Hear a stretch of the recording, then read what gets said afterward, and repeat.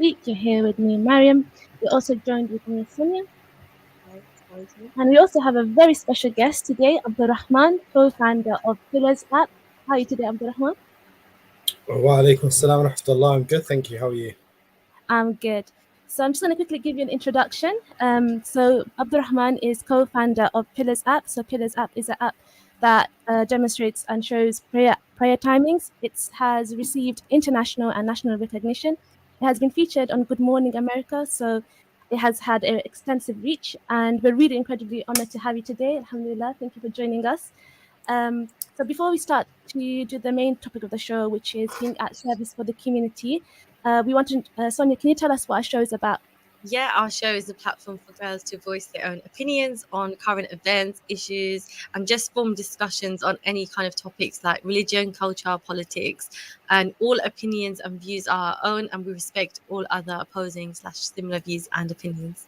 Yeah, so just the emphasis that all opinions and views are our own and we respect all other opposing views. So the main topic today is being at service for the community and talking about the Pillars app and the processes behind that. We think it's really important to talk about being at service for the community, as it's something that's really emphasized in our religion, as we are one ummah. And in order for us to emulate those values, we have to be in duty to each other, to the ummah, and ultimately, by doing that, we are at service to Allah. So we will be talking about in the second half of the show. At the beginning, we will be speaking to Abdul-Rahman.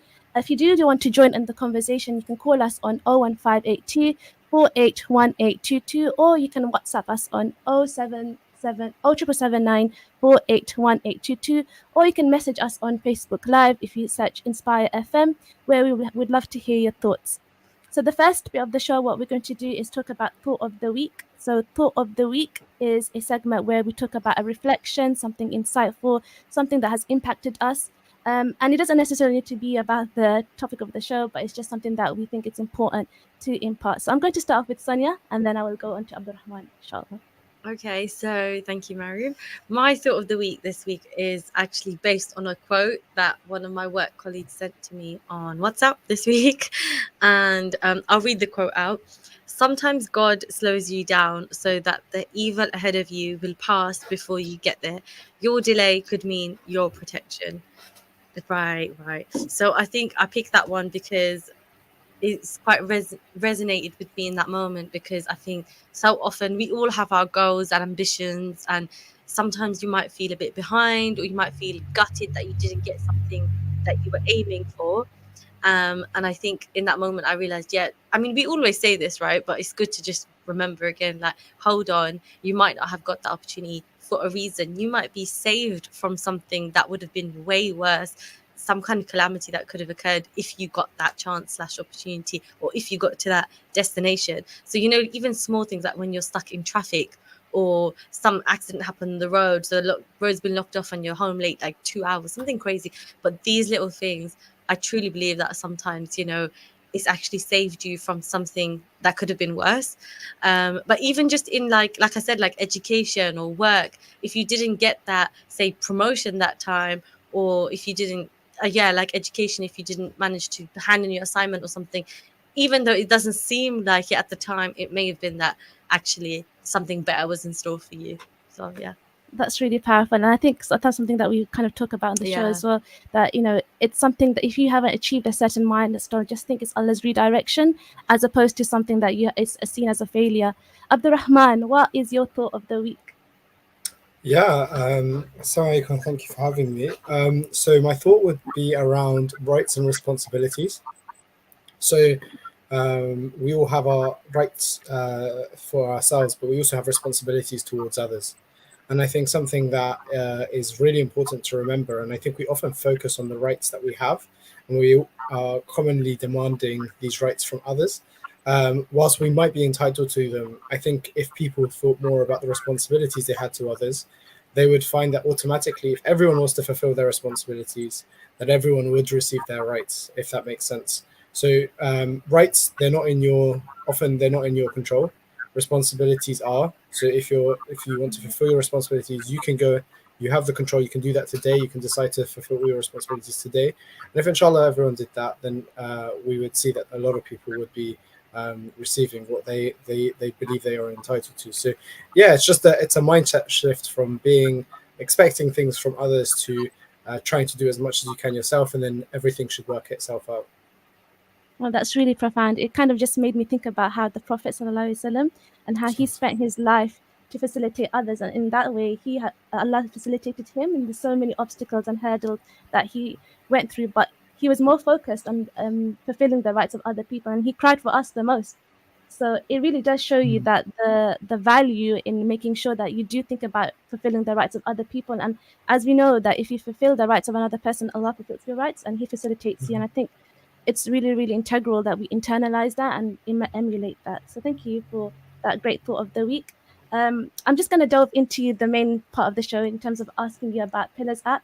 I know that most of our listeners are really excited to hear about your processes and the success of Pillars, but also the challenges. I think it's important to actually have a very fair view of how this process has led you to achieve the milestones that you have. So I'm just going to start off to give you an opportunity to talk about yourself a little bit.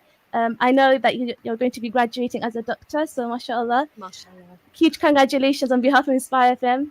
We're really happy that you have achieved that milestone. So yeah, just the floor is yours. Yeah, so my name's Abdul-Rahman. I grew up in the UK. Originally I'm half Palestinian, half Iraqi, and I grew up in London. I went to school here in the UK, and I studied, as you said, medicine. So for the past 6 years, I've been studying at UCL in London, and now, alhamdulillah, I'll be starting my job as a doctor in about 4 to 5 weeks. And alongside that, about a year and 2 months ago, I want to say, a friend and I, friend Tariq, we set up, we essentially decided that we would build the Pillars app. It was in response to a lot of concerns around privacy, and I think the majority of people that we spoke to who were using prayer apps didn't feel like those prayer apps were necessarily giving them the best experience they wanted to. So we thought we would try and create something better, trying to, in line with the kind of value of ihsan that we have in Islam, to do the best, to strive to go the extra mile, is the way I like to describe it. And so we built the Pillars app. Alhamdulillah, now we have about 185,000 users across the world, and you mentioned where we've been featured. So alhamdulillah, it's been a journey, but I'm grateful to be here. Alhamdulillah, that's an incredible milestone that you've achieved, and it's really nice to see that you've identified a problem and then you actively try to do a solution. And as it kind of relates and aligns to the main topic of the show today, being at service, I definitely see Pillars as a service. Just the fact that it shows prayer times and we have that security, knowing that our data is not going to be missold elsewhere, is something that's really reassuring. But also, I think we've discussed as well personally that I think just such a clean interface, and it's really aesthetically pleasing, if I say so myself. Yeah. It has really helped me in terms of just my prayers, just to receive that notification and to be prompted to pray. Another element as well, if you could talk about, is the element of the prayer tracker and the inclusivity of that. I think something that I want to kind of touch upon as well, if you could. Yeah, of course. So you mentioned the kind of three main parts to the Pillars app. So the prayer times that you can get, the Qibla, the direction of prayer towards Mecca, and something we added later on actually was the tracker. And the tracker was there because our vision, what we really want to do is help Muslims with their salah, with their prayer. And so there's a lot of things that we could do in the future. But I think one of the most basic things that you can do that can really help is help Muslims log in their prayers, because it gives them an idea of what prayers are they missing, and kind of gives that incentive to try and tick those boxes off every week. And we have like a streak kind of feature which allows you to build up the number of prayers. So alhamdulillah, that we added that. And in terms of inclusivity, well, we were thinking during the process of building the tracker that sisters, of course, there is a period of time in the month when they're menstruating that they need to essentially, they won't be praying.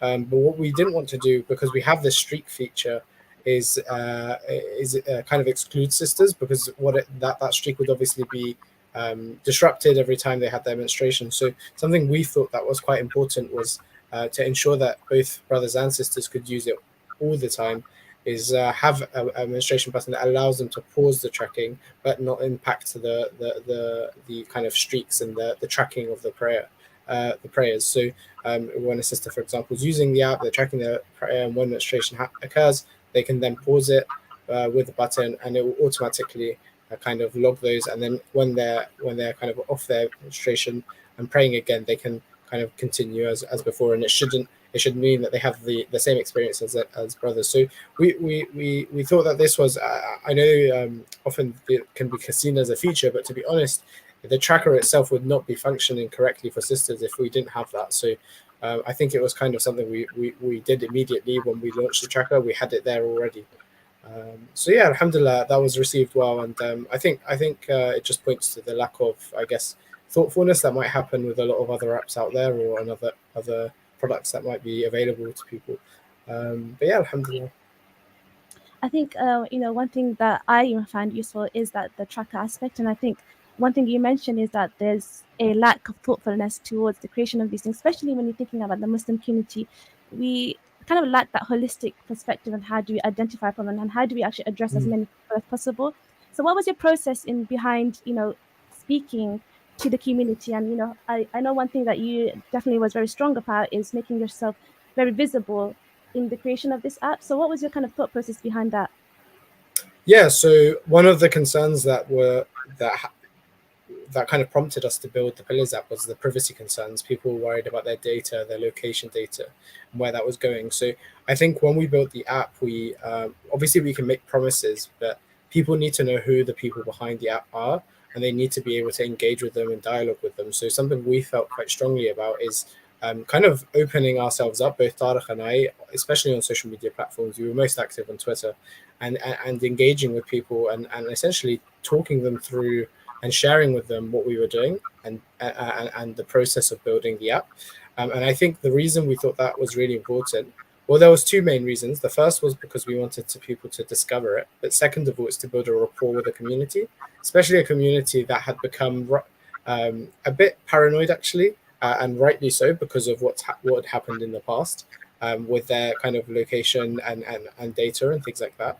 So we thought that this was a good way to do that, and alhamdulillah, it prompted challenges in terms of people would ask us difficult questions, and we had to think of good responses to them and make adjustments at times.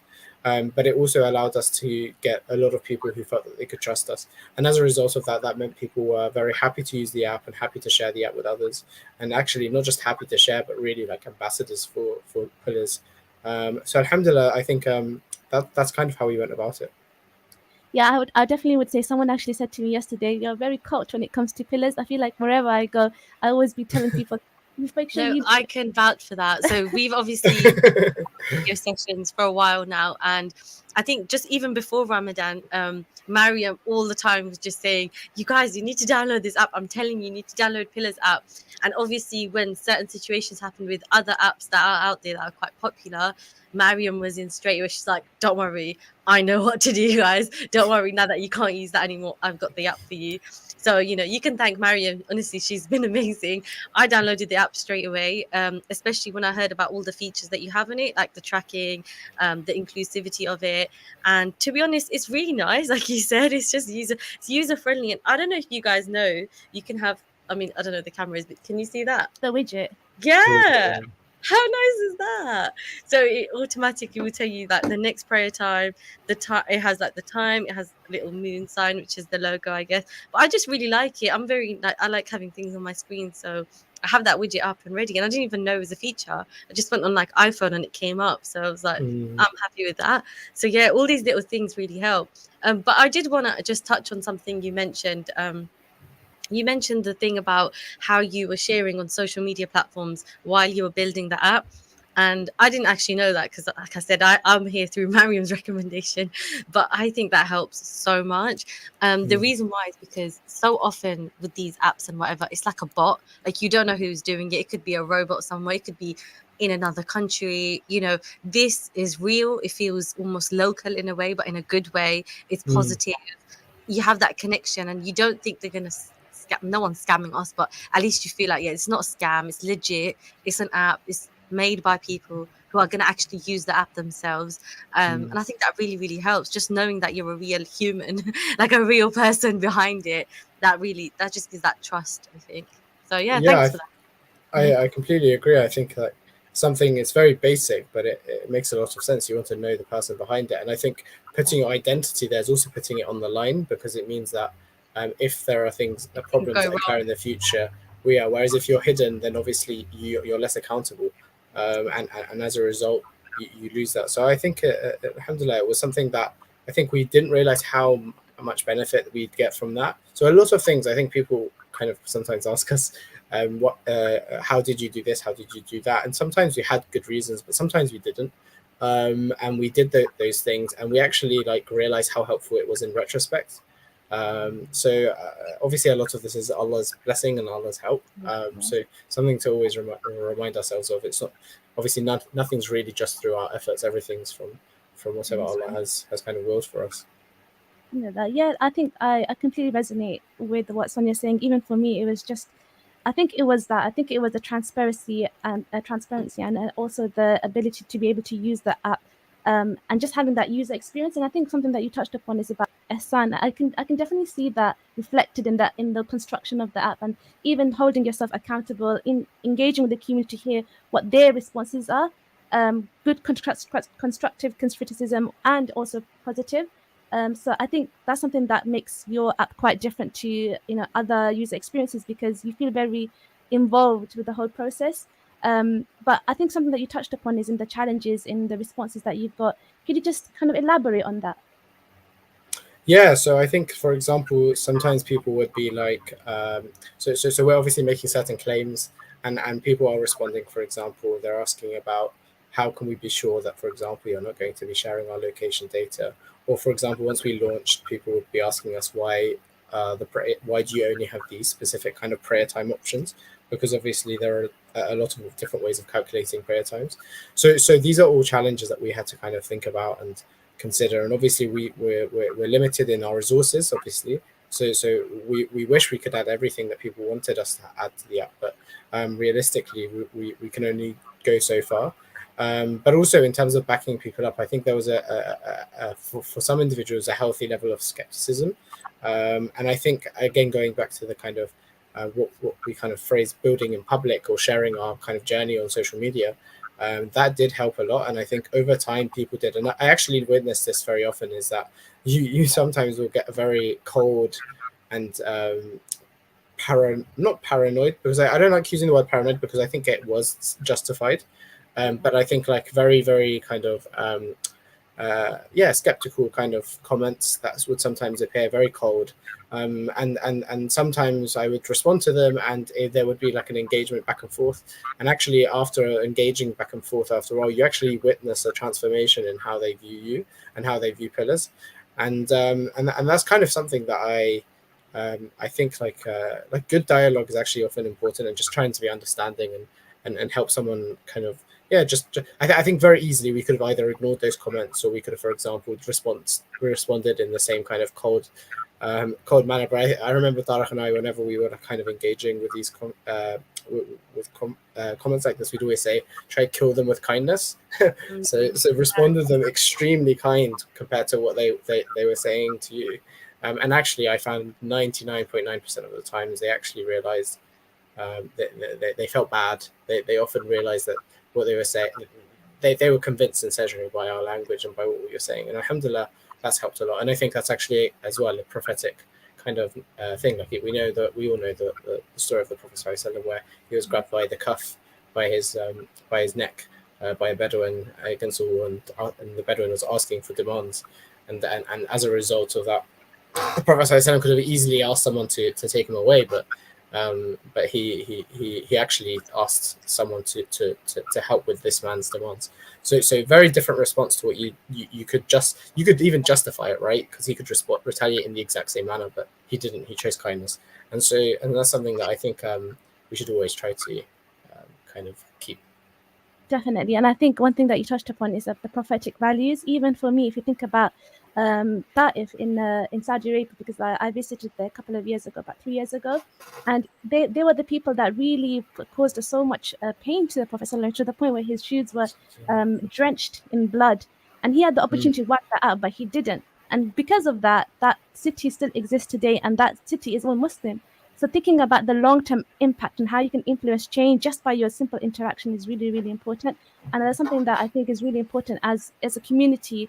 That's something that we need to internalize and make sure that we reflect that in our actions. It's not just enough to be speaking about it or just internalizing it. We have to actually be proactive. And having accountability is really important, not only by the people around you, but actually a whole wider scale, just because we are one ummah. So that's something that we'll be talking about in the next half of the show. But bringing it back into pillars, what has been the highlight for yourself in terms of pillars? I kind of think the enthusiasm that people talk to me about pillars, like kind of what you guys were doing earlier, I think that makes me feel really, especially like the individual story. I think that actually goes a lot further than the big numbers. Alhamdulillah, obviously we're blessed to have reached that level, but I think it's the individual comments. Like we obviously have a lot of plans for pillars and how we can add features that can help Muslims with Salah. But even in this early stage, our app's we're still in its kind of more basic features, I would say. Alhamdulillah, we still do get comments of people who have said that it has transformed the way that they pray, and it has made a huge difference, whether it's the notifications or whether it's just being able to track their prayers easily, or whether it's just actually, even before we had the tracker, people were saying just the kind of nice aesthetics of the app kind of helped them, I guess it kind of encouraged them to use a prayer app more often, and that helped them with their Salah. So I think these individual stories that we get every now and then, I think you can lose sight of them, but I think that's definitely been a highlight. Yeah. Oh, that's really lovely to hear. I think I'm one of those users. 100%. Mariam is. I mean, we all are here. Like you heard me gushing over the app earlier too, but yeah, Mariam's definitely one of those people. I don't know if you know about Femis, Abdul-Rahman. So I went recently to a study session in Femis, and everyone just like, have you heard about pillars? Have you heard about pillars? I'm like, yes, I have, and I'm promoting it too. So alhamdulillah, it's actually really worldwide. I really think, and I think it's really important, because I feel like as a community, we need to be spreading something that's good. So this is bringing khair to people. So we should be spreading it, because in a way we're helping someone to pray, and that's an integral aspect of our religion. And so for us, I think, the onus should be on ourselves to be able to spread something that's, has so much benefit. So moving on to my next question, what is your long-term plan for pillars? I think you just briefly mentioned that, you do have a project plan in place, but just briefly kind of mention some of the things that you're pioneering. Yes, of course. So I think there's kind of two things that we want to do with pillars. I think it obviously takes time to do them really well and execute the plans in the best way possible. So one of them is kind of thinking about mosques and how we can help mosques connect with the community in a better way. So something features that people always ask us about is they wish they could navigate and find mosques on the app more easily. Obviously that links in with Salah, and that's very important. So we want to do, and there's a lot I think that we can do around that. It's still early days though. Exactly what we will do is same, but we want to help mosques essentially communicate better with their community. And the other side of it is about habits, starting with Salah, of course. So we introduced the tracker as kind of the first level of helping people with the habit of Salah. So at the moment you have the 5 prayers, but actually in the future what we want to do is allow people to track more habits, different habits that are relevant to their religion, but also actually how can we help people not just track them, but actually build the habit. And I think there's a lot of useful kind of material that's in the tradition, and also kind of more modern techniques to help people with making good habits and breaking bad habits, that inshallah we want to try and put into an app that can help make it very easy for you. Because I think it's difficult to kind of ask someone to read a book and make a habit. Like that's a lot of friction, and what we want to do is make the process extremely easy and simple. Yeah, so one of the book that I've been recently reading, I don't know if you've heard of it, Abdul-Rahman, it's called Atomic Habits, and yes, it's really I think it's a very powerful book, because as far as I've read it, it really talks about your identity, and when you assign yourself to a label, then automatically your habits are going to be informed by that. So even just calling yourself Muslim, you're going to behave like a Muslim. And also visibility. So having an app that is aesthetically pleasing is going to influence whether you're going to pray or not, and that's something that you have already ticked off. So that's really, really positive. We do have a minute to the adverts, but just quickly wanted to ask you, what skills have you gained by creating Pillars app? Because I know it's not just exclusive to you're not someone that's doing design. You studied medicine, so just quickly in a couple of seconds, if you can just touch upon the skills that you have gained. Yeah, so design for sure, because I haven't done design a course or anything like that. So that was a big aspect of it. I think also organization, like time organization, obviously in a very stressful degree like medicine, making sure that I'm able to balance that and pass my exams as well as being able to manage pillars and build pillars is really important. I think we undervalue how much time we have in our day. So I think that's helped a lot. Okay, thank you so much for that. We are going to end of the show. We'll see you in the next. Assalamu alaikum wa rahmatullah.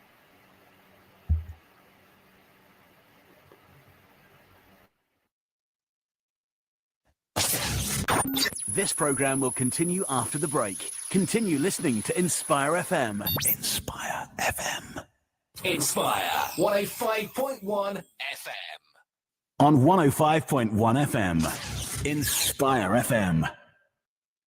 Assalamu alaikum. My name is Mohammed Tariq and I'm the station manager at Inspire FM. I decided to take the vaccine because I have elderly parents and I wanted to make sure that I'm protecting them in the best possible way.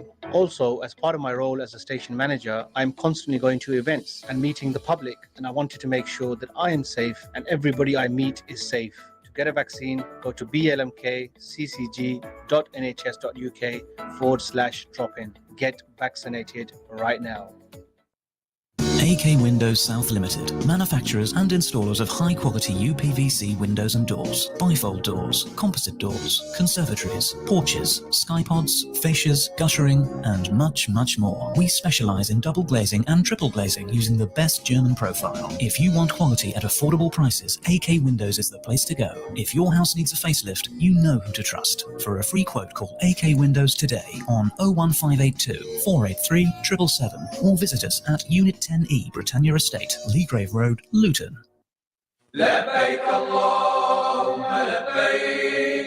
Hajj season on Inspire FM. When preparing for Hajj, ensure you have all your medications to avoid any critical conditions.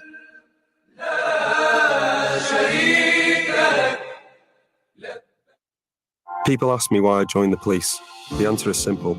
I want to help others and make our streets safer. I want to be able to go home knowing I've made a difference. Being an officer gives you the opportunity to help someone in their hour of need. My team and I have helped catch drug dealers, burglars, and worked with local groups to help prevent knife crime. When you see the difference you make within the community, it makes you feel proud. I'm not sure I'd find that in any other job. Be one of the 20,000 new officers. Be the difference. Search Join the Police. Trust yourself to know what's true, to find your way in the darkness. Let the word inspire you. Don't live your life in blindness. All this created not by chance, but a solemn testimony. Find the importance of this life, and upon the path stay steady. Trust yourself to know what's true. Don't follow the absurd. Let the truth inspire you, for ignorance can be cured. Attention for landlords. क्या आप चाहते हैं कि आपकी property जल्द से जल्द किराए पर लग जाए और आपकी प्रॉपर्टी की 100% देखभाल के साथ साथ किराया भी पर वक्त मिले? तो मैरीगोल्ड रेजिडेंशियल से राब्ता कीजिए। मैरीगोल्ड रेजिडेंशियल्स अब प्रॉपर्टी की खरीदो फरोख्त का काम भी करते हैं। अगर आप अपनी प्रॉपर्टी रेंट पर खरीदना या बेचना चाहते हैं तो आज ही फोन कीजिए 01582 617 617 251 Dunstable Road, Luton. Terms and conditions apply. Inspire Eid is here, Inspire Eid is here. With his £1, £2 cheap rides, if you bring an event, I'll make you smile. Free entry for you and me, and free parking, bring uncle and auntie. Some amazing food for us all to eat, some great activities, oh what a treat. A huge stage show to top it off, so come to Dusi Park, oh ho ho ho. 9th and 10th of July, from 12 p.m. till 8.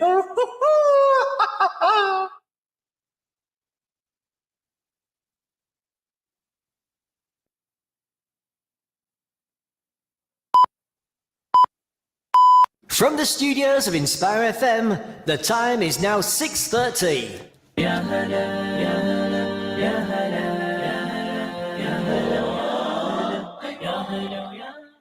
Assalamu alaikum. Welcome back to Sisters Speak. We've been in the first half of the show. We were talking about the Pillars app. We are joined by Abdul-Rahman, co-founder of the Pillars app, and in this half, we will be talking about being at service for the community. So I'm going to delve into it because we are short for time. Well, the last question I asked Abdul-Rahman was what skills he gained from creating Pillars app. So I just wanted to kind of elaborate on that a little bit more, if that's okay, because I think it's a good segue for the next half of the show. Abdul-Rahman, you unmute yourself. Sorry. Yeah, of course. So in terms of so I self-taught myself during medical school about design. I think that was a really important skill that I needed, for example, to be able to build things, because as a medical student, I wanted to build things, whether they're websites or apps for people, so that I could solve problems that people had, and obviously potentially create a business as a result of that. So the first thing I realized is that I don't know how to design, I don't know how to code. So these were the things that I thought about kind of learning myself so that I could do that. So I started to do both those things, designing and coding. Alhamdulillah, that sort of led to helping me or allowing me to design the Pillars app. Definitely. I think it's a lot of people just think that they need to remain in one trajectory. If they're studying one discipline, they need to remain in that. But I think as Muslims, we need to have that perspective that we need to be able to branch out and to learn transferable skills in other disciplines, because we need to be versatile people. That's how Islam spread to four corners of the world. That's my opinion anyways. So I think, even in this essence of ihsan, if you want to be excellent, you need to be developing yourself, you need to have introspection, you need to be develop skills within yourself to be able to be at duty to the people in our community. I think one thing you touched upon is about working with mosques, and Sonia and I were just discussing that. It's something that I talk about a lot, because I think mosques are a community space, and it's not something that's perceived in that way, but it definitely is. It's a space where Muslims are supposed to be gathering together and actually harnessing the talent we have among our community for the good. And even just the premise of having a khutbah on Friday and congregating together, there's so much talent between that, and I feel like there's just such a huge disparity or disconnect between all these great work that's happening on, but it's just not connected. And then the second problem, I think, is that it's very individualistic. I don't know about you, Abdul-Rahman, but I feel like mosques attribute themselves to one culture. So, for example, if it's an Arab mosque, or it's a Bangladeshi mosque, or a Pakistani mosque, and I think that creates a disjointed culture. So what's your experience? Has it been like to be able to communicate with these mosques in terms of your vision for Pillars? Yeah, absolutely. I completely agree with what you're saying in terms of the individualistic kind of mindset. The way that I think about it is the Muslim community, we're made up of building blocks. So we start with ourselves. And I think that's an important step, because I think we can often sometimes look for problems outside of ourselves rather than thinking about our individual selves. So we think about what things that you need to do to improve yourself, and then beyond that you have your family unit, right? So developing and keeping a stronger relationship with your siblings, with your mother, with your father, with your children. And then beyond that building block, that's kind of like the middle size building block, the next size building block is the mosque, right? The community center that you kind of referenced there. So how can we, so at Pillars, I'm thinking, how can we improve the individual's kind of abilities to improve themselves? And we spoke about like the habits and prayer. And then we're thinking about, okay, with family, I think that's a slightly different challenge. But with the mosque, how can we help mosques improve that? So this is kind of where it's come from in terms of how we're thinking about these things.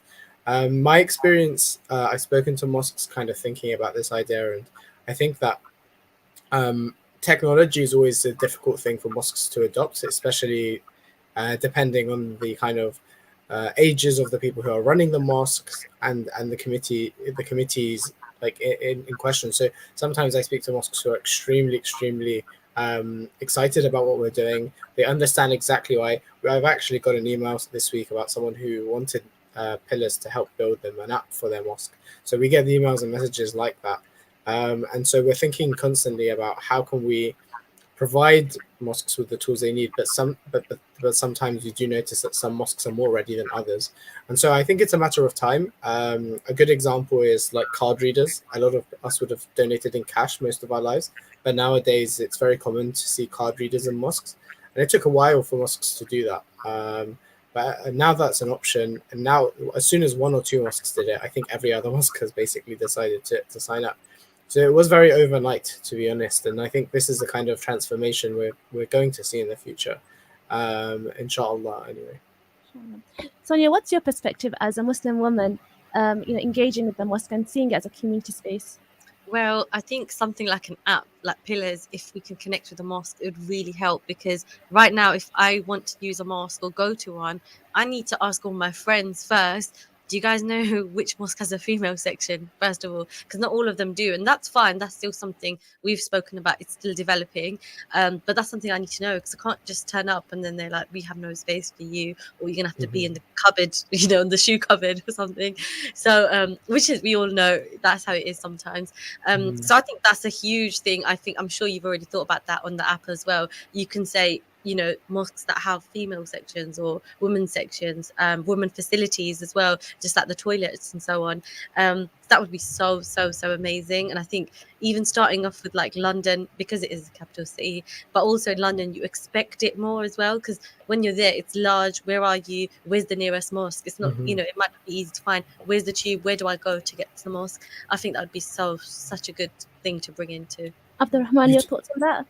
Yeah, no. I think what you touch on there is very important, actually, because we've spoken to an organization called My Mosque Story, a group of sisters who essentially are campaigning for mosques to kind of improve their services that they have for sisters, and sometimes they're very basic, as basic as providing them a space in the mosque.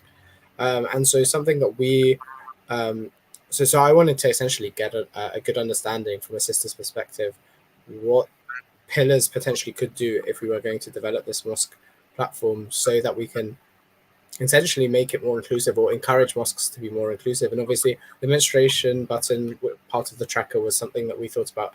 But in terms of the mosques, I think something like a good example, for example, would be if you did have a directory of mosques on the app, and you wanted to, for example, you were out and about and you wanted to see on the phone where you could pray, and you could see all the different mosques or prayer rooms in the local area. If you had, like, for example, a little tag next to them, like sister friendly or women friendly or whatever, to just highlight that space or that mosque was had a space for Muslims. And I think you could potentially incentivize mosques to think more about the facilities they're giving, because you could, if you think about it, if you clicked on a mosque and you saw the different facilities they have, if one of them or a few of them was focused on the things that sisters would benefit from, I think that could encourage mosques to think about, okay, how can we tick these boxes or have these facilities that are not available at our mosque but are available elsewhere.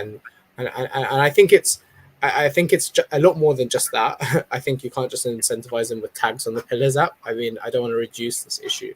I think there's a lot of kind of local campaigning that needs to be done, for example. But I do also think that where we can help, I'm always open to suggestions. I think we'd be more than happy to. So yeah, even if it's as simple as, for example, allowing people to feed back to the mosque via the app the kind of facilities they want, I mean, that could potentially highlight to them. Maybe mosques don't realize how much of a demand there is for a sister space. Maybe they genuinely just think that not a lot of sisters would come if they did that.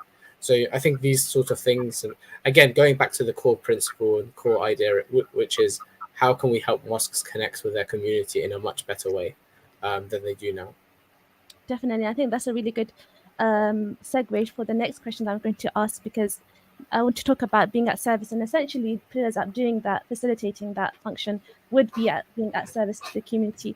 But just in a broader sense, I want to ask you, Abdul-Rahman, what does it mean to be at service to the community? And what's the significance, do you think?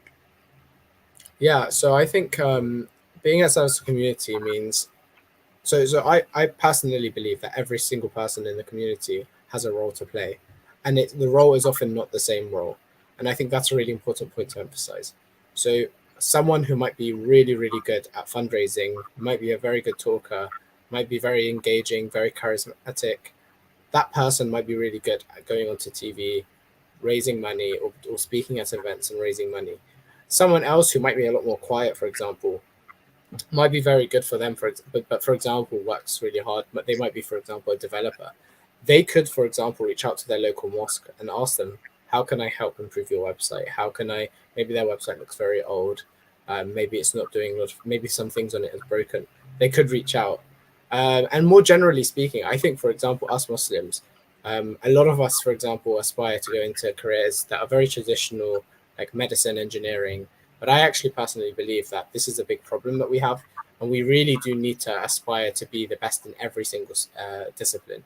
And we can't all just point ourselves to one speciality or one sector, like healthcare, for example, which I see is really common. I think there's a huge, even if I look at my lecture theatre, for example, I notice there is a huge number of not just Muslim, but generally people from our cultures and backgrounds, the Pakistani background, the Arab background, the Bengali background, etc. So I think that there's a lot of kind of, what we really need to do is every single person needs to look at what are they good at, and think, how can I use the skill that I have to contribute to the community.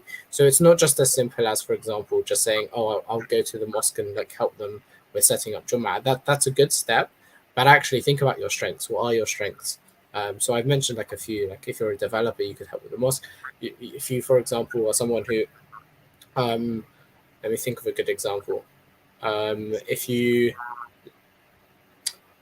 let's say, for example, you're really good at campaigning, really good at organizing.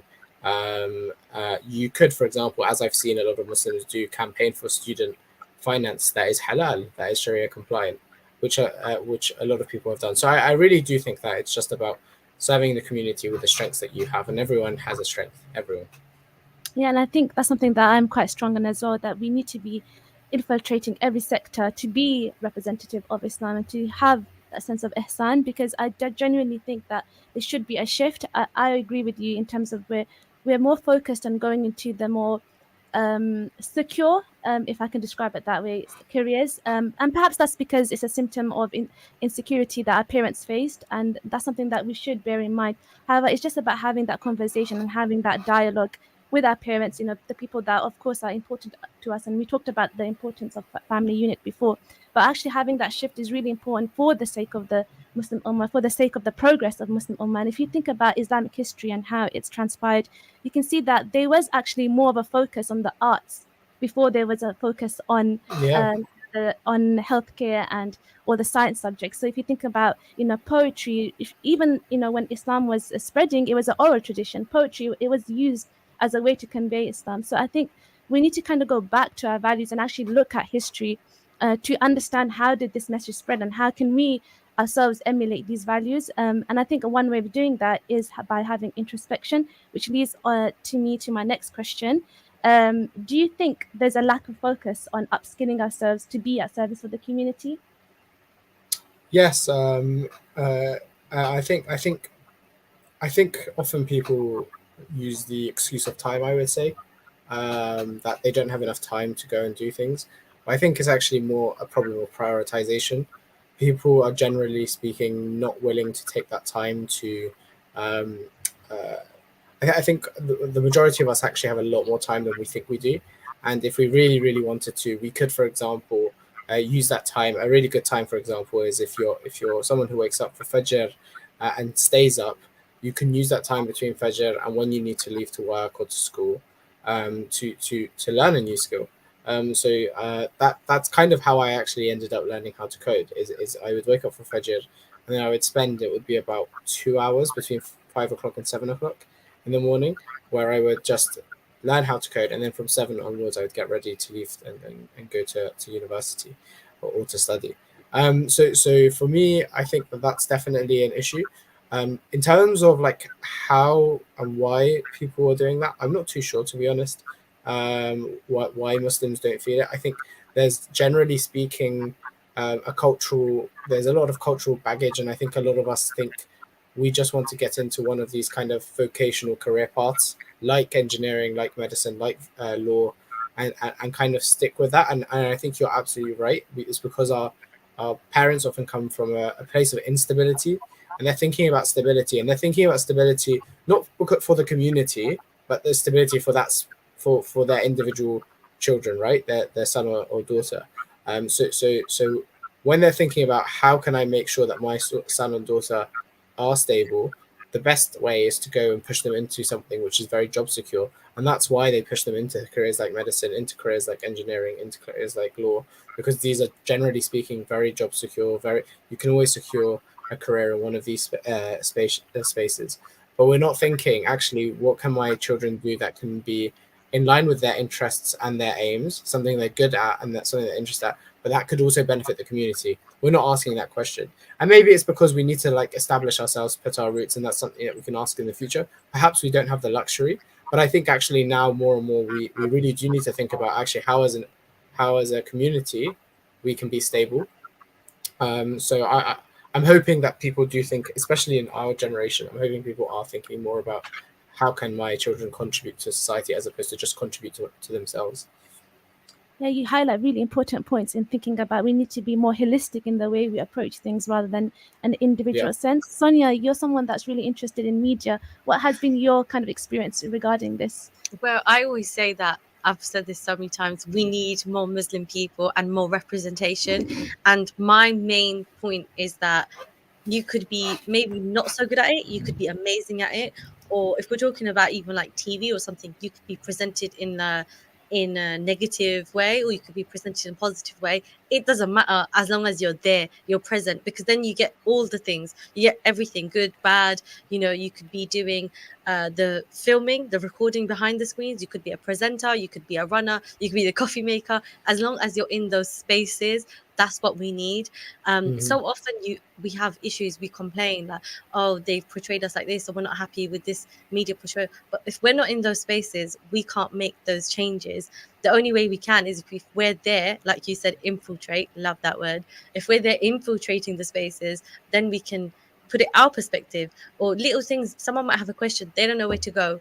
Google isn't the same as a real life human, telling you their experiences. So from my experience, there's not many Muslims in media. I'm not going to lie to you. It's still something we're just getting into.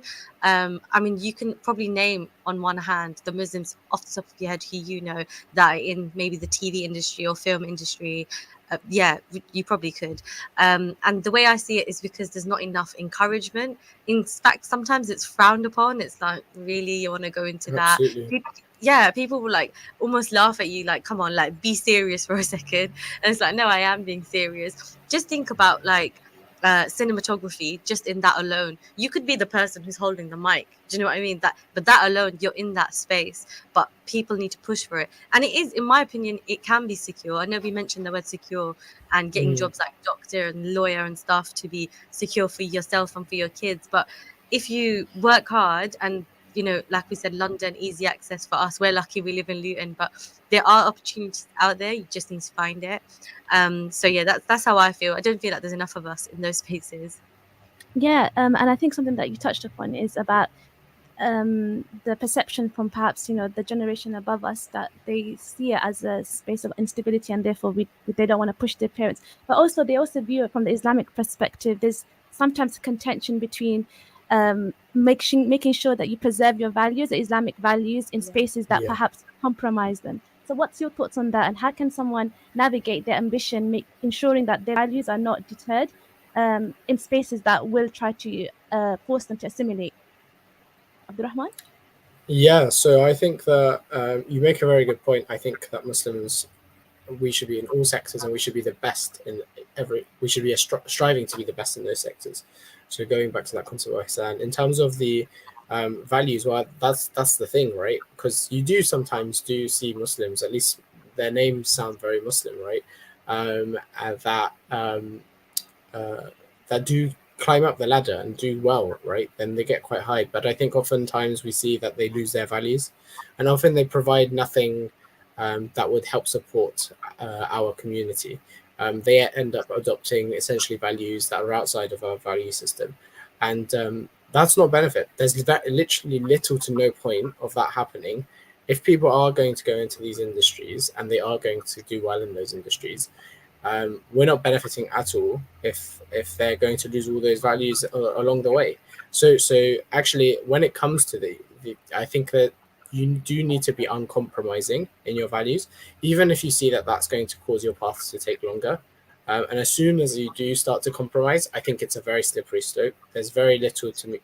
You essentially, you could say to yourself, I think a lot of Muslims often think that, and I think it's unfortunate, but that there's the kind of, I've forgotten the phrase, but the kind of means to an end kind of justifies it. So if you do lie, or if you do something, or if you do endorse, or whatever it is, you do something that is against your value system, and to get to a position that is higher, and you just tell yourself, you convince yourself, I'll do this one thing, one off, because then that means I'll be in this position. And once I'm in this, so for example, let's say you're in an elections and you cheat to try and get into this position, and your justification is that I will cheat to get to this position because once I do, then I can do good things for the Muslim community. That's no. If you do that, you will start. That will not be the first. It will be first. That will not be the last. It will be the first of many things that you will do to compromise. And it really doesn't stop there. So I think it's extremely important. It is more difficult. And I've seen a lot of Muslims, whether it's on the student political scene or whether it's in just generally in society, where they do find challenges with that. But at the end of the day, these challenges are things that Allah is testing us with. Allah is not going to accept us just by our word. Allah is expecting us to back it up with our actions. So if we aren't going to go ahead and be tested by those things and be resilient and make sure that we still adopt those values, then really what we're telling Allah is we failed this test. You tested us to see if we actually believe in this thing, if we believe in Allah and the values that Allah tells us that we should have. Then fundamentally you're telling Allah that you don't actually believe those things, not truly in your heart. So that's something to always bear in mind. And then I guess the real question is that what do you prioritize? Is it pleasing Allah, or is it pleasing the people around you in society? And there's a nice quote from a book I once read, that if you strive to please people, you won't please anyone. If you strive to please Allah, you please Allah and the people. So I think that's something that we should always try to remember. That's really beautifully said. And I just think that, what you touched about in making sure that you don't exchange your values and morals just for a bit of money or a bit of position or a bit of status, because none of that is, holds value. It's completely redundant in the face of, when we are held accountable by Allah, it's not seen as something that holds value. And I think what happens is that, I think there's two things. I think people just feel that they're going to do it for the better good. And like you said, they will just exchange that one moment for that one piece of promotion. But then later on, it transpires to something else. And I think that also the second thing is that there isn't an infrastructure in place. So because they're the only one in that area, they feel there's a lack of support system. And so therefore that resilience that they get from their faith, and they don't see the community behind them saying, no, don't compromise your values. We're here for you. We will try to facilitate. Yes, it might take longer, but perhaps we'll financially support you, we'll emotionally support you. I don't think there's that as well. So I think it is a problem that's not just, in an individual sense. I think it's a huge community problem. We need to be there for each other. And that kind of is a follow-up question for my next question, is that do you think that we don't really focus on developing ourselves in terms of our characteristics in order for us to be at service to the community? Because you see a lot of times, a lot of people do these great things in terms of campaigning and, raising funds, etc. But really, are we actually harnessing that talent that we have in ourselves? Are we having introspection? Are we actually thinking about character? Because if you think about Islam, it came to humble us, and it first talked about, thinking about your adab. And I think that's something that we don't really talk about, mannerisms. And mannerism really does go really far. How you interact with someone, your impression with someone can really, take you to many, many places. And I think even just, impacting one person, and even impacting many people, if you want to affect change, you have to be likable, you have to have manners, you have to be seen and heard. And the only way you're going to be that if you give people the time of the day. If you look at the Prophet ﷺ, he would turn around his entire body language to speak to someone. He made that person very special. And I think that we've lost the essence of manners and characteristics. And how do you think that's impacted our community service, Abdul-Rahman? I think that, by the way, I think that example is a beautiful example that I also like to tell people about, how the Prophet ﷺ would turn his entire body towards someone, not just turning his head. And so, yes, and it kind of links into the previous kind of question and my answer. And I do think actually part of it is about taqwa and people believing in Allah, that if they do maintain and stay with the values, that we have in Islam, even if things are harder, that actually and often very quickly, but sometimes it can take a while, Allah does make things easy for you. So you might find that very in front of you, in the short term, in the very, very short term, that there might be more difficulty by taking the kind of right pathway. But actually, very quickly, I've often found in my life, whenever I've done this, whenever I've been honest in a situation which actually could kind of bite me, that actually Allah ends up doing something for me very soon after. And I often make that link. I'm often like, subhanallah, this is definitely because of what happened the other day. In terms of the your question just now, I think we and there are certain things in Islam, of course, prayer, obviously coming from the pillars, I'm going to tell you that prayer to Allah is extremely important. But I think we often don't think about the adab and the akhlaq that a Muslim should have. And we're very focused on kind of the aesthetic of Islam, the way that we look, the way that we dress, the way that we trim our beards. Just want to interrupt you there. We do have 8 seconds left. I really appreciate your time today on the show. We need a part 2. We definitely need a part 2. Thank you for being here. Assalamu alaikum wa rahmatullah. Assalamu alaikum. In Luton and its surrounding areas, it is now time for Salat al-Asr. लुटन और इसके मज़ाफ़ात